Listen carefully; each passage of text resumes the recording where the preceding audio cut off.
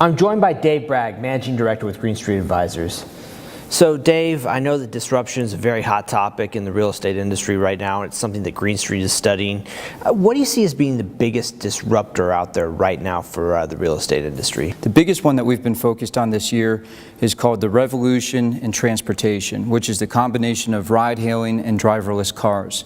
We think that this will result over time in a much reduced need for car ownership and much reduced need for parking. Also, it will allow commutes to be much easier and faster and cheaper. Therefore, there should be implications for most real estate sectors. That revolution that you're talking about in transportation, which sectors are going to be impacted the most? So we're excited about it, first of all. We think that there will be major safety implications that will be positive for everyone. And as far as real estate goes, there are some beneficiaries and some losers. And on a relative basis, some that won't fare so well would include self-storage. I'll give you a real-life example. In Summit, New Jersey, the city needed to build more parking at the train station, and they decided not to do it. Instead, they partnered with Uber, and they are subsidizing residents' rides to and from the train station every day. And this is a major cost savings for the city, and we think about the implications there. They're multifaceted. First of all, that car that used to sit at the train station all week might not be needed anymore, especially if there's a second family car at the house that's used on the weekends. So that, in a nutshell, could result in reduced car ownership. What do you do with that garage space? It might be natural to go to the self-storage facility and pull one's items out of the storage facility and put it in the garage and save that monthly check that's getting written to a self-storage company.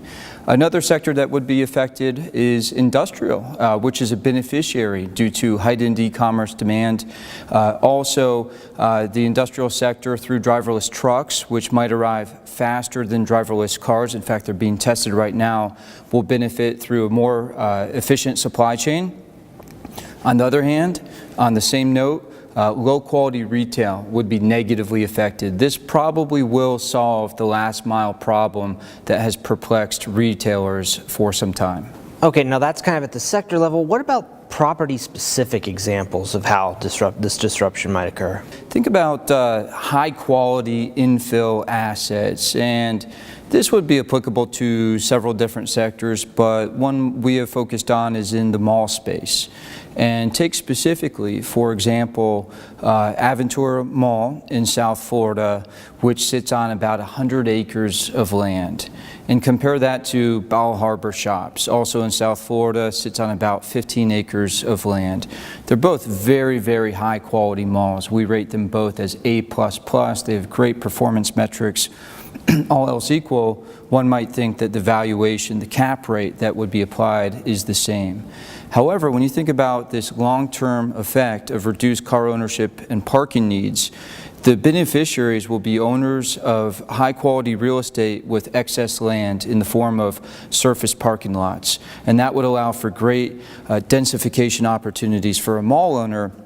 And it doesn't have to be retail. It could be restaurants or lodging or condos. So there will be a lot of opportunity there. Now you've told us a lot about the transportation revolution, but what about other disruptors that are out there?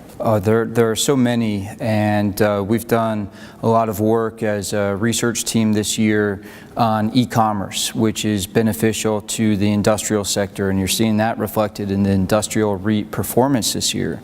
On the other hand, we continue to do a lot of work on the negative implications for the retail sector, both strip centers and malls. An area that we would like to focus more on is online education, which we think would have negative implications for demand for student housing over time. We think we'll get to that one in 2017. Most recently, we wrote a report on Airbnb. And to our surprise, after fascinating work that our colleague Lucas did, we found that the impact so far on the lodging sector has not been material. Dave, very interesting stuff. Thanks for your time. Thank you. And for more on this and other REIT news and analysis, be sure to visit REIT.com.